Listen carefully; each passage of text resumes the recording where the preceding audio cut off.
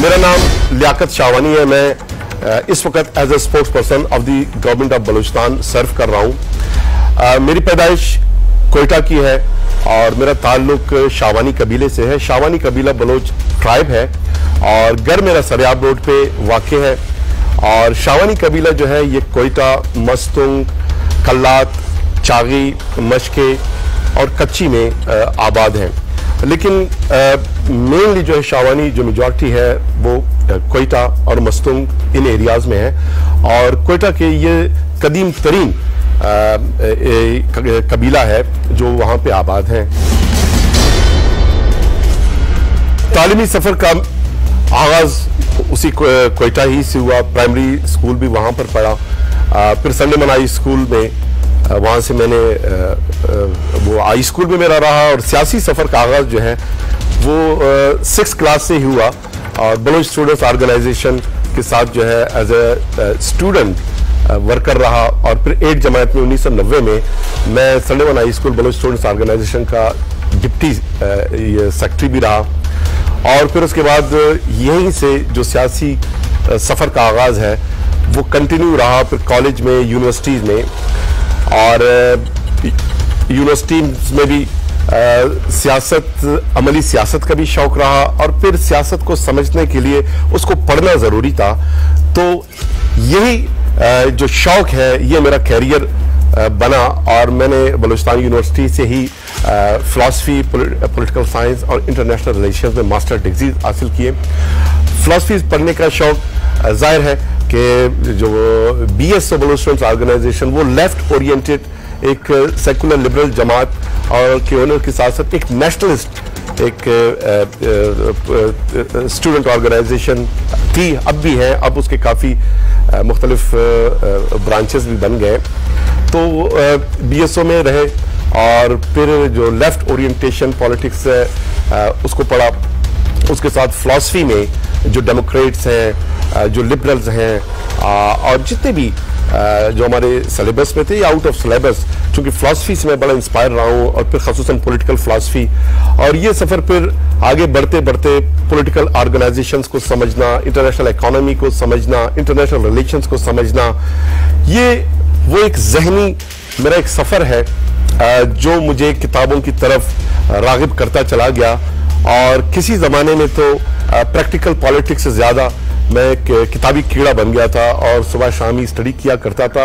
लेकिन उसका फ़ायदा ये हुआ मुझे भी और किसी भी पॉलिटिकल वर्कर को मैं यही सजेस्ट करूँगा कि पॉलिटिक्स, अमली जो पॉलिटिक्स है उसको प्रॉपर समझने के लिए उसको पढ़ना ज़रूरी है। और जो आप पढ़ें उस पर अमल करें और फिर जाके आप अपने आप को, अपने समाज को और वो आइडियोलॉजी जिसको आप कैरी कर रहे हैं, वो नज़रियात, वो अफकार जिसे आप मुतासिर हैं, वो अफकार जो है आप प्रॉपर उसको प्रोपोगेट भी कर सकेंगे और उस पर अमल दरामद भी किया जा सकेगा।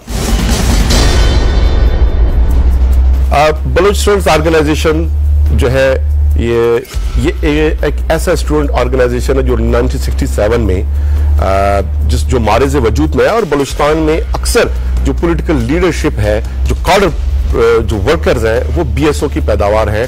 BSO बेसिकली एक लीडरशिप प्रोड्यूसिंग एक फैक्ट्री आप उसको कह सकते हैं। और फखरी अंदाज में मैं कहूँगा कि मैं BSO का पैदावार हूँ।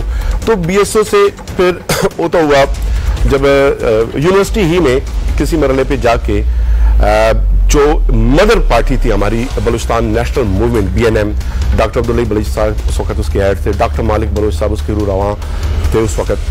तो फिर अमली सियासत का आगाज़ हमने बिल्कुल डिप्टी यूनिट सेक्रेटरी की हैसियत से मैंने किया। फिर तड़ों पे हमने सियासत की, तलबा सियासत की, कंबों पे चढ़े, झंडे लगाए, एज ए पॉलिटिकल वर्कर एक फ़ाल किरदार अदा किया। जो बलोच नेशनलिस्ट पॉलिटिक्स है उसे वुसअत दिया गया पूरे मुल्क में। और ये फैसला किया गया कि पाकिस्तान में जितनी भी महकूम अक़वाम हैं सबके राइट्स के लिए जो है स्ट्रगल किया जाएगा। और फिर इस जद्दोजहद में मेरा बड़ा फ़ाल किरदार रहा। नेशनल पार्टी में भी मैं वर्कर की हैसियत से भी रहा। और फिर एक मरला आया कि मैं सूबाई यूथ सेक्रेटरी के ओहदे में फायज हुआ, मरकजी काउंसलर इस जमात का रहा। और मुझे चूंकि BSO से स्टूडेंट लाइफ के बाद पार्टी में एज ए यूथ एक्टिविस्ट मेरा बड़ा एक इम्पॉर्टेंट रोल भी रहा, और नेशनल पार्टी में जो यूथ विंग है वो मैंने जो है क्रिएट करवाया और उसमें बड़ा फाल किरदार रहा। और फिर यूथ को न सिर्फ हमने बलूचिस्तान में मुनज़्ज़म किया, बल्कि उस वक्त जो इंटरनेशनल ऑर्गेनाइजेशंस हैं जो पॉलिटिकल ट्रेनिंग्स फराहम करते हैं, जिसमें NDI है, IRI है, डिफिड है, FES है, SPO है और काफ़ी इस तरह के ऑर्गेनाइजेशंस, उनके साथ मैंने उनकी जो ट्रेनिंग वर्कशॉप्स हैं उसमें hundreds of youth of national party, उन्हें मैंने वहाँ पे मौके फराहम किए, उनकी तरबियत की, उनकी ट्रेनिंग्स करवाएं। और फिर यही वो पीरियड है जिसमें मुल्की सतह पे या बैनुल-अक़वामी सतह पे जो कॉन्फ्रेंसेस थे, इंटरनेशनल नेशनल सेमिनार्स मुनक्किद हुआ करते थे, तो उसमें नेशनल पार्टी के नुमाइंदे की हैसियत से मैं उन कॉन्फ्रेंसेस को भी अटेंड करता रहा और बलूचिस्तान का जो नुक्ता नज़र है, नेशनल पार्टी का नुक्ता नज़र है, उसे मैं प्रमोट करता रहा। तो पॉलिटिकल वर्कर के साथ साथ मैं तो ये नहीं कहूंगा कि मैं इंटेलेक्चुअल रहा हूं कभी या हूं, लेकिन इंटेलेक्चुअलिज्म की तरफ जो है बड़ा एक टेंडेंसी और एक रुझान मेरा रहा। और ये पार्टी ही ने पॉलिटिकल वर्कर के साथ साथ जो पार्टी के स्टडी सर्कल्स हैं वो मैं ऑर्गेनाइज करता रहा और यूथ को, नौजवानों को जो पॉलिटिक्स पे लेक्चर देता रहा। नेशनल पार्टी के ऑफिस में जो पहला लाइब्रेरी है वो मैंने खुद इस्टेब्लिश किया था, और ये ख्वाहिश रही है मेरी हमेशा कि मेरे नौजवान जो है वो स्टडी करें।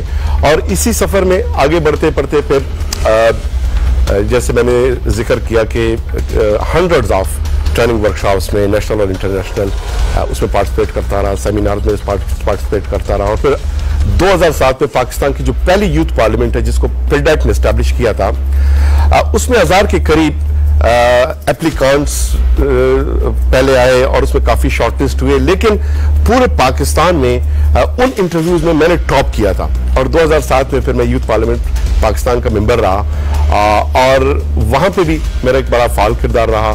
और यही मुझे जो पॉलिटिकल एक्टिविटीज़ है देखते हुए, पब्लिक के साथ इंगेज होते हुए, हवाम की रहनुमाई करते हुए आगे बढ़ते बढ़ते फिर अक्टूबर 2005 में अवाम दोस्त वतन दोस्त पैनल, जो जिसमें पीपल्स पार्टी और बलूचिस्तान की जो दीगर कॉन्फ्रेंस जमातें थी उनका एक पैनल बना और उसमें मुत्तफिका उनका कैंडिडेट सिटी डिस्ट्रिक्ट गवर्नमेंट के मेंबरशिप के लिए मुझे टिकट अलॉट किया गया और अल्हम्दुलिल्लाह वो डिस्ट्रिक्ट मेंबर का जो निशिस्त है वो मैंने विन किया। और फिर अपोजिशन में सिटी गवर्नमेंट के as a deputy opposition leader भी फराइज सरंजाम देता रहा और हमेशा ये कोशिश रहा कि उस वक़्त कि कोयटा के जो आवाम हैं उनके लिए पानी का जो मसला है, स्पोर्ट्स कम्प्लेक्स के मसाइल हैं और सेवरेज का निज़ाम है उसको बेहतर किया जाए। और अल्हम्दुलिल्लाह उस वक़्त भी मैंने बड़ा काम भी किया अपने एरिया में और जो पॉलिटिकल वॉइस है वो भी रेज करता रहा और अपोजिशन जितनी जमातें हैं उनका आवाज़ भी बना रहा।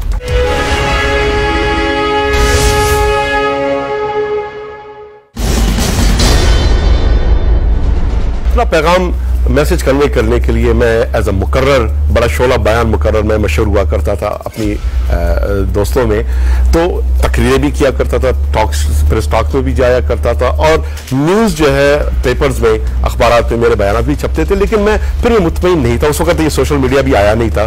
तो 2000 में मैंने PTV ज्वाइन किया एज एनालिस्ट और एज ए एंकर कोयटा ही में। फिर PTV बोलाना है जिसमें ब्रावी जबान में मैं अपना मैसेज जो है उन शोज में कन्वे किया करता था। और ये सिलसिला फिर आगे बढ़ते बढ़ते एक मरला आया कि मेरा नेशनल पार्टी के साथ जो कोई 20-25 साल एक पुराना ताल्लुक था, स्टूडेंट लाइफ सारा मिला के डिफरेंसेस आना शुरू हुए और उन डिफरेंसेस की बुनियाद पे फिर मैं कोयटा छोड़ के इस्लामाबाद मुंतकिल हुआ और 4 साल मैं इस्लामाबाद में रहा। और इस्लामाबाद में जो नेशनल हमारे TV चैनल्स हैं, डिफरेंट चैनल्स, वहाँ उनमें मैं एज अ पॉलिटिकल एनालिस्ट मैंने जाना शुरू किया और बड़े बड़े वहाँ पर तजिए किए, पूरे मुल्क की सियासत को वहाँ पर समाज में बैठकर समझने का मुझे बहुत अच्छा मौका मिला, अच्छा एक्सपोजर मिला, लोगों के साथ अच्छे ताल्लुकात रवाबित वो एक मखसूस माइंडसेट जो हमारा था बलूचिस्तान में, एक मखसूस अंदाज में चीज़ों को देखना, सोचना, समझना, वो मेरा मिजाज जो है वहाँ इस्लामाबाद में चेंज हुआ और नए दोस्त मिले और एक नया शोबा मिला और तकरीबन 600 से ज़ायद टॉक शोज़ में मैंने वहाँ पर हिस्सा लिया और बलूचिस्तान से ताल्लुक़ रखने वाला मैं पहला बलोच हूँ जो नेशनल मीडिया पे जिसे एज ए एनालिस्ट मुस्तकिल तौर पे, मुसलसल तौर पे जाने का मौका मिला। मुझे पार्टिसिपेशन वहाँ पर मिली और हमेशा मुझे बुलाया करते थे टीवी चैनल। मैं उनका शुक्रगुजार हूँ जो उन्होंने अपॉर्चुनिटीज़ मुझे फराहम किए। और उसके बाद मैं इंतहाई मशकूर हूँ वज़ीर आला बलूचिस्तान जाम कमाल खान साहब का। जाम साहब बड़े नफीस, बड़े डिसेंट, बड़े अच्छे इंसान हैं। वो बलूचिस्तान के लिए खिदमत करना चाहते हैं, बलूचिस्तान को बनाना चाहते हैं, बलूचिस्तान को डेवलप करना चाहते हैं, बलूचिस्तान की वो तरक्की जो कभी उस शाहराह पे वो गामजन ही नहीं हो सका, पास पे हमेशा नज़रअंदाज रहा, वो तमाम जो पसमानदगी है जाम साहब उसको ख़त्म करना चाहते हैं। मैं जाम साहब का इंतहाई मशकूर हूँ कि उन्होंने मुझे ऑफ़र किया खुद कि लियाकत साहब आप तशरीफ़ लाएं और as a spokesperson of the Balochistan government आप जो है अपने सर्विसेज बलूचिस्तान गवर्नमेंट को दें। और मैंने सत शुक्रिया के साथ जो है उनका जो वो ऑफ़र है, वो जो मोहब्बत और खुलूस के साथ उन्होंने मुझे ऑफ़र पेश किया था, मैंने उसे कबूल किया और अगेन इस्लामाबाद से फिर कोयटा अप्रैल 2019 में मैं वापस शिफ्ट हुआ और बैसियत तर्जुमा बलूचिस्तान हुकूमत अपने फ़राइज़ सरअंजाम दे रहा हूँ और कोशिश कर रहा हूँ कि बलूचिस्तान गवर्नमेंट का जो मौक़िफ़ है उसको प्रॉपर मीडिया, इलेक्ट्रॉनिक और सोशल मीडिया में सब में उसको रिस्पॉन्ड करूँ, उसको प्रोपगेट करूँ और बलूचिस्तान में जो डेवलपमेंट के काम हो रहे हैं, जो स्कीमात सामने आ रहे हैं, जो वज़ीर आला बलूचिस्तान जाम कमाल साहब का जो विजन है उससे मैं प्रोपोगेट कर सकूं और पूरे पाकिस्तान के आवाम को बता सकूं, बलूचिस्तान के आवाम को कि आपका वज़ीर आला आपके लिए क्या सोचता है और मुस्तक़बिल में क्या क्या हमारे प्लान्स है। और मेरा ख्वाब as a Liaquat Shahwani, as a political worker, as एक ऐसा शख्स जो अपने बलूचिस्तान के लिए कुछ करना चाहता है, उस हवाले से मेरा बिल्कुल क्लियर विजन है कि बलूचिस्तान जो पास्ट में पसमानदा रहा, जो महरूमियों के शिकार रहा, उस बलूचिस्तान को हमने तरक्की की शारा पे गामजन करना है, बलूचिस्तान में हमने खुशहाली देना है और बलूचिस्तान के जितने भी लोग हैं उनके एक ताबनाक मुस्तकबिल के लिए मैं स्ट्रगल कर रहा हूँ और यही मेरी स्ट्रगल है, पॉलिटिकल स्ट्रगल है और ये स्ट्रगल इंशाल्लाह जारी रहेगा बलूचिस्तान के आवाम की खुशहाली तक और इंशाल्लाह इस मुल्क के जो पिसे हुए तबकात हैं, जो लोअर मिडिल क्लास लोग हैं, उनके लिए पाकिस्तान को एक वेलफेयर स्टेट के तौर पे मैं देखना चाहता हूँ और खुशहाली चाहता हूँ और चाहता हूँ कि पूरे मुल्क के आवाम जो है वो जो एक दौड़ है जिसमें पीछे रह गए हैं, जिसमें डेवलप वर्ल्ड बहुत आगे निकल गए, हम पीछे रह गए हैं, उस दौड़ में इस मुल्क को शामिल करते हुए इसको आगे बढ़ाना है। यही मेरा ख्वाब है और यही मेरी जद्दोजहद है। देखिए, पॉलिटिकल स्ट्रगल में मुश्किलात भी सामने आते हैं, बल्कि जो पॉलिटिकल किसी काज के लिए आप स्ट्रगल करते हैं उसमें मुश्किलात जो है ये ग्लोबल है, दुनिया में वो उसका सामना रहता है। तो जाहिर है स्टूडेंट लाइफ ही से हम पॉलिटिकल एक्टिविस्ट रहे और जलसे जुलूसों में जाते रहे, रैलियों में जाते रहे, खंबे पे पड़े झंडे भी हमने लगाए और बड़े डंडे भी खाए और इस सिलसिले में कई एक दफ़ा गिरफ्तारियां भी हुई। लेकिन यह है कि पॉलिटिकल गिरफ्तारियां थी जो हमने एहतजाज किया, जो मुजाहरे किए, स्ट्राइक किए, तो उसमें डंडों के साथ भी हमारा ताल्लुक रहा और आंसू गैस के साथ जो है वो भी ताल्लुक रहा। लेकिन यह है कि हमने हमेशा जो पीसफुल एक पॉलिटिकल स्टांस है मैं उसी का कायल रहा हूँ।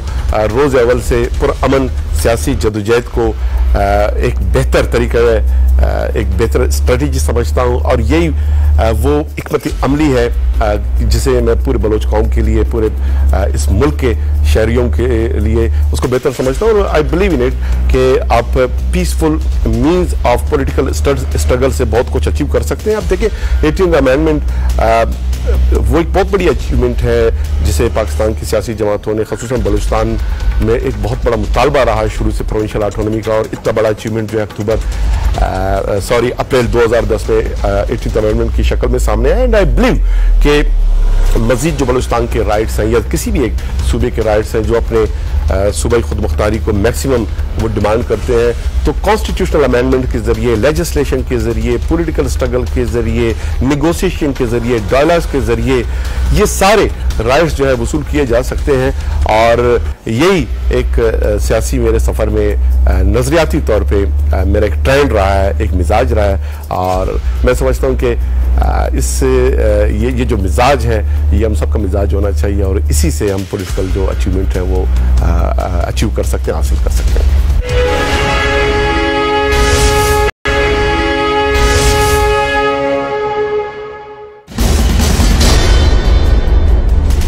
देखिए, politics is all about sacrifices, not for positions. और किसी पोजीशन पे जब आप पहुंचते हैं वो भी स्ट्रगल से और सैक्रिफाइसेस से ही पहुंचा जा सकता है, और कुर्बानियों के बगैर किसी एक आम शोबे में भी आप आगे नहीं बढ़ सकते। एक अच्छा स्टूडेंट साबित नहीं हो सकते, एंटरप्रेन्योर साबित नहीं हो सकते, बिजनेसमैन साबित नहीं हो सकते। इसके लिए commitment, dedication, a lot of energy put करना होता है, और फिर आपको सैक्रिफाइसेस देने पड़ते हैं, कुर्बानियां देनी पड़ती हैं। और कुर्बानी आपके वक्त की कुर्बानी, आपके दीगर जो है कुलीग्स, आपके दोस्त, वो किसी ग्राउंड में जाके क्रिकेट खेल रहे होंगे, फुटबॉल खेल रहे होंगे, एंजॉय कर रहे होंगे, लेकिन आप जो है जलसे में बैठे हुए हैं, आप जलसा ऑर्गेनाइज कर रहे हैं, आप झंडे लगा रहे हैं। ये वो कुर्बानियां हैं। फिर सबसे ज्यादा पॉलिटिक्स, चूंकि पॉलिटिक्स जो है ये 24/7 जॉब है, ये कोई पार्ट टाइम जॉब है ही नहीं। जिन जिन लोगों ने इसको एज अ पार्ट टाइम लिया वो कहीं इसलिए नहीं पहुंच सके कि इसमें आपको राउंड द क्लॉक स्ट्रगल करना होता है। हर एक नया दिन जब शुरू होता है, उसका आगाज होता है, उसमें नए चैलेंजेस आपके सामने होते हैं। तो उसमें जो एक नॉर्मल लाइफ होती है कि आप अपने फैमिली को टाइम दे रहे हैं, अपने पेरेंट्स को टाइम दे रहे हैं, अपने भाइयों को टाइम दे रहे हैं, अपनी वाइफ को टाइम दे रहे हैं, बच्चों को, उस तरह से जो है पॉलिटिकल वर्कर, पॉलिटिकल लीडर वो टाइम नहीं दे सकता। तो ये एक बहुत बड़ी कुर्बानी है जिससे जितने भी पॉलिटिकल लीडर्स हैं, आप उनके बायोग्राफीज, ऑटोबायोग्राफीज पढ़ लें, उनको इंटरव्यू करके देख लें, ये कुर्बानी हमेशा रहा है। और फिर आपको अपने मिजाज से हटकर पब्लिक के साथ जाना पड़ता है, आपको वो तर्ज रविश इख्तियार करना होता है, वो रविश गुफ्तार इख्तियार करना पड़ता है जो पब्लिक में पॉपुलर हो, जिसको पब्लिक पसंद करता हो, और आवाम के साथ फिर आप जुड़े रहते हैं। और आवाम के साथ जब आप जुड़ जाते हैं तो फिर अपने जो फैमिली है उससे आप दूर हो जाते हैं। तो ये जो कुर्बानियां हैं ये उस सफर का हिस्सा है। और इसके अलावा फिर माशी कुर्बानियां, यानी किसी बिजनेस को मैं जो है एज अ पॉलिटिकल वर्कर, मैं शुरू से मेरा तवज्जो किसी बिजनेस की तरफ नहीं जा सका, मैं प्रॉपर किसी प्रोफेशन की तरफ नहीं जा सका। मैंने अपना ओढ़ना बिछोना इसी सियासत को समझा, और इसी सियासत में मुझे खुशी होती है अपने लोगों को सर्व करते हुए, पॉलिटिक्स करते हुए, नौजवानों को एक राह दिखाते हुए, पॉलिटिक्स पढ़ के जो इंटेलेक्चुअल्स के जो आइडियाज हैं उनको आवाम के वसी तर मुफादात में इस्तेमाल करते हुए, नौजवानों को तरबियत करते हुए, उनको लेक्चर देते हुए, उनको बताते हुए मुझे बड़ा सुकून मिलता है, बड़ी खुशी होती है। और वैसे भी कोई भी शोबा जिंदगी हो, अगर वो आपके मिजाज से हट कर है, कोई आपको फोर्स करेगा, भले उसमें कितना भी प्रॉफिट क्यों ना हो, लेकिन अगर आपके मिजाज से हट कर है, आपका उस तरफ इंक्लिनेशन नहीं है, आपके दिल का काम नहीं है, उसको काम करते हुए ना आपको मजा आएगा, ना आप उसमें आगे बढ़ सकेंगे। तो जो दिल से, अंदर से जो आवाज आ रही होती है कि आप किस शोबे के लिए फिट हैं, अल्लाह पाक ने आपको किस शोबे के लिए जो है पैदा किया है, या किस शोबे की तरफ आपके रुझानात जो है वो इम्बाइब्ड हो गए हैं, इनकलकेटेड है, तो फिर उस शोबे में जब आप काम करते हैं, आगे बढ़ते हैं, तो फिर उसमें आगे इंसान को बढ़ने का मौका भी मिलता है और फिर उसको एंजॉय भी करते हैं। लेकिन पॉलिटिक्स में अगेन मैं दोहराता हूं कि politics is all about sacrifices. अब इसमें यह है कि एक सवाल पैदा होता है कि वो लोग जो मौरूसी तौर पे सियासत में है, क्या उनको भी सैक्रिफाइसेस देने पड़ते हैं, या उनकी कुर्बानियां दीगर से कम है। और फिर हम जैसे पॉलिटिकल वर्कर, मेरा तो अपना पूरे फैमिली में पेरेंट्स में, कोई रिलेटिव्स में, कोई भी पॉलिटिक्स में एज अ वर्कर जरूर रहे होंगे, जलसे जुलूस में पार्टिसिपेट करते रहे होंगे, लेकिन फुल टाइम किसी ने पॉलिटिक्स में कभी हिस्सा नहीं लिया। बिजनेस से ताल्लुक रहा है या सिविल सर्विसेज से ताल्लुक रहा है। मैं अपने तमाम फैमिली में वो वाहिद शख्स हूँ जो स्टूडेंट लाइफ से ही सियासत की तरफ मुतवज्जो हुआ और सियासत को अपना कैरियर भी, अपना ओढ़ना बिछोना मैंने फैसला किया। और हमारे सोसाइटी में चूंकि ये एक आम तासुर है कि अगर आपके फैमिली में कोई पॉलिटिशियन नहीं रहा, कोई एमएनए नहीं रहा, कोई एमपी नहीं रहा, कोई मिनिस्टर नहीं रहा, या आपके पास आप लैंडलॉर्ड नहीं है, या आपके पास इंडस्ट्री नहीं है, या आपके पास पैसा नहीं है, तो आप पॉलिटिक्स नहीं कर सकते। ये एक पाकिस्तान में राजुल वक्त एक मिथ जरूर है। और फिर वो लोग जो इस पे डोमिनेंट है पॉलिटिक्स पे, जो पैसे लगा के, गैर जरूरी तौर पे पैसे लगा के इस शोबे को उन्होंने और कमर्शलाइज कर दिया है, इसलिए कि कोई मिडिल क्लास का शख्स वो पॉलिटिक्स में इंटर ना हो सके, कोई किसान का बेटा, किसी मजदूर का बेटा वो प्रैक्टिकल पॉलिटिक्स में ना आ सके। उनके लिए जो राय हैं उनको महदूद कर दी गई हैं, उनके लिए जो रास्ते हैं बंद किए गए। लेकिन जिन जिन लोगों ने स्ट्रगल किया, जिन्होंने फैसला किया कि मैंने इसी शोबे में आगे बढ़ना है, तो फिर न उनको वसाइल की कमी का कोई बहाना या शिकवा करना पड़ा, ना ये बात के उसकी किसी फैमिली से इस तरह नहीं आ रहा कि विरसे में उसको सियासत नहीं मिला और उसके लिए आगे जाने के रास्ते नहीं है। इस तरह की बहुत सारी मिसालें आपको मिलेंगी कि लोग फिर आए, उन्होंने स्ट्रगल किया, और जो लोग स्ट्रगल करते हैं उनके लिए रास्ता बनी जाता है, वो अपने रास्ता बना लेते हैं और अल्लाह पाक जो है उनके साथ मदद करता है और वो लोग आगे बढ़ते हैं। और जो पॉलिटिकल लोग हैं जेन्युइन, जो कंट्रीब्यूट कर सकते हैं, वो यही लोग हैं जो किसी विरसे से नहीं आए, बल्कि इख्तिसाबी तौर पे उन्होंने अपने स्ट्रगल के जरिए जो अचीवमेंट किए होते हैं, फिर वो प्रॉपर लोगों की खिदमत कर सकते हैं। उनको एहसास होता है, उस पूरे प्रोसेस का एहसास होता है। और प्रोसेस का फिर फायदा ये भी है, जब आप किसी मंजिल तक पहुंचते हैं, किसी पोजीशन तक पहुंचते हैं, तो वो जो आपका बैकग्राउंड है, जो आपका एक्सपीरियंस है, वो आपके साथ आ रहा होता है और फिर गलतियों की गुंजाइश कम रहती है। और मैं समझता हूं कि नए यूथ को बिल्कुल पॉलिटिक्स में ज्यादा आना चाहिए, और खसूसन 2018 के इंतखाबात में एक नई जो डायमेंशन सामने आई, उसमें ये कि बहुत बड़ी तादाद में प्रोविंशियल असेंबलीज में और नेशनल असेंबलीज में यूथ और नए चेहरे वो सामने आए, और इन अक्सर लोगों का ताल्लुक जो है मिडिल क्लास बैकग्राउंड से है। मैं समझता हूं कि 2018 का इंतखाब सिर्फ इंतखाब नहीं बल्कि एक इनकलाब भी था, और वो इनकलाब जो है हमारे सामने है कि बहुत सारे नए चेहरे जो है वो सामने हैं, और बहुत सारे बड़े बड़े पिलर्स जो डोमिनेंट रहे हैं इस पाकिस्तान की पॉलिटिक्स पे, जिन्होंने अपने पंजे गाड़े हुए थे, वो बड़े बड़े पिलर्स जो है वो इलेक्शन में गिर गए थे और नए लोग जो है वो सामने आए।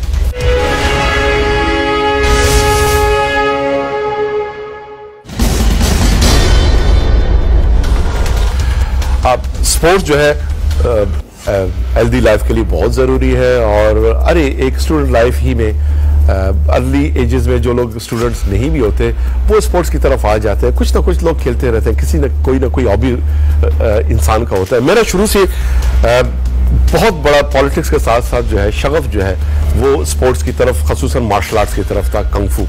तो मैं अपने स्कूल में घंटी बजने के 2 घंटे कबल पहुंच जाया करता था, और स्कूल में उस वक्त कोई नहीं होता और मैं अकेला जो है छत पे जाके वहाँ पर डिप्स लगाया करता था, पुशअप्स किया करता था, वहाँ पे भी एक्सरसाइज किया करता था। और फिर स्कूल के बाद जो है फिर शाम में मैं अपने क्लब पहुँच जाता था और 2-3 घंटे वहाँ प्रैक्टिस करता था। तो मार्शल आर्ट से भी मेरा एक बड़ा मोहब्बत रहा, और घर में फिर जाहिर है वो जो आदत है हाथ पैर हिलाने का, वो एक आदत सा बन गया था। तो घर में भी कभी यहाँ किक मारा, कभी वहाँ किक मारा, तो कभी बर्तन कोई तोड़ दिया, कभी कोई चीज़ मेरी वजह से गिर गया। तो मेरे वालिद साहब पेरेंट्स जो है मेरी सादत से बड़े वो नाला रहा करते थे, और अक्सर जो है डांट भी पड़ती थी कि भाई आप क्लब में जो करते हो बस है। लेकिन चूंकि मेरा एक मिजाज इस तरह रहा है, एक कांस्टेंट स्ट्रगल का, और यही वजह है कि जिस शोबे में मैं गया और कॉन्स्टेंट स्ट्रगल उसमें फिर कंटिन्यू रखा। तो ये एक मेरा एक मिजाज रहा है और स्पोर्ट्स में मैं रहा हूँ। और अभी शुरू से जो है, जैसे मैंने कहा कि कुछ अर्थ एक ऐसा मरला है कि मुझे दोस्त किताबी कीड़ा कहने लग गए थे और किताबें मैं पढ़ा करता था। और किताबों में ख़ुसूसन philosophy, political science, international relations, उसमें बड़े बड़े फ़िलासफ़र जो हैं, उसमें कार्ल मार्क्स हमने पढ़ा, लेनिन पढ़ा, स्पाइनोज़ा है, उसमें फ्रांसिस बेकन है, इमानुएल कांट, उसमें वॉल्टियर है, रॉसो है, और जितने भी ये बड़े बड़े इंटेलेक्चुअल्स हैं, सोरेन कियरकेगार्ड एग्जिस्टेंशलिस्ट फ़िलासफ़र, और पॉलिटिकल पर जितने लीडर्स हैं। एक मरला है कि बायोग्राफीज़ और ऑटोबायोग्राफीज़ मैंने पढ़ना शुरू कर दिया लीडर्स के, उनके हालात ज़िंदगी से, उनकी स्ट्रगल से मैं समझना चाहता था, सीखना चाहता था। और आप सबको मैं ये ज़रूर सजेस्ट करूँगा कि भले आप फ़िलासफ़ी के स्टूडेंट रहे हो ना रहे हो, पॉलिटिकल साइंस के रहे हो ना रहे हो, अगर आप पॉलिटिक्स में या जिस भी शोबे ज़िंदगी में है, उस शोबे ज़िंदगी के जो लीडर्स रहे हैं, जो उनमें कामयाब अफराद रहे हैं, अशख़ास रहे हैं, उनके बायोग्राफीज़ और ऑटोबायोग्राफीज़ आप ज़रूर पढ़ें। मैं ये समझता हूँ कि तमाम जो यूथ है उसमें हमारे जो मेल फीमेल सबको अपना हिस्सा डालना चाहिए, पॉलिटिक्स में आगे आना चाहिए, पॉलिटिक्स में अपना हिस्सा डालना चाहिए, पॉलिटिक्स को समझना चाहिए, सीखना चाहिए और उसमें कंट्रीब्यूट करना चाहिए। भले एज अ कैरियर आप उसको फ्यूचर में ना लें, लेकिन ये जो तजर्बा है ये बड़ा ज़बरदस्त तजर्बा है। और इस तजर्बे से जब आप जो कुछ सीखेंगे वो पूरी ज़िंदगी जो है वो आपके साथ रहेगा। और जब हम इनकलाब की बात करते हैं, जब हम निज़ाम की तब्दीली की बात करते हैं, तो निज़ाम की तब्दीली या इनकलाब ये किसी एक लीडर या किसी एक जमात की जिम्मेदारी नहीं, ये उस वक़्त ही मुमकिन है जब यूथ जो है, और ख़ुसूसन पाकिस्तान में तो 60% जो टोटल आबादी का हिस्सा वो नौजवानों पर मुश्तमिल है। और अगर 60% लोग इस मुल्क के खुशहाली में, मुस्तकबिल में, उसकी बेहतरी के लिए बाहर निकल के अपना हिस्सा नहीं डालते तो फिर तब्दीली कैसे आएगी। तो इट इज़ वेरी इंपॉर्टेंट कि यूथ के कंधों पे जिम्मेदारी इसलिए भी ज़्यादा है कि यूथ एनर्जेटिक है, यूथ ने मुस्तकबिल में जो है लीड करना है, वो मुस्तकबिल के महमार हैं। और ये ज़रूरी है कि नौजवान जो है वो सियासत में अपना ज़्यादा से ज़्यादा हिस्सा डालें।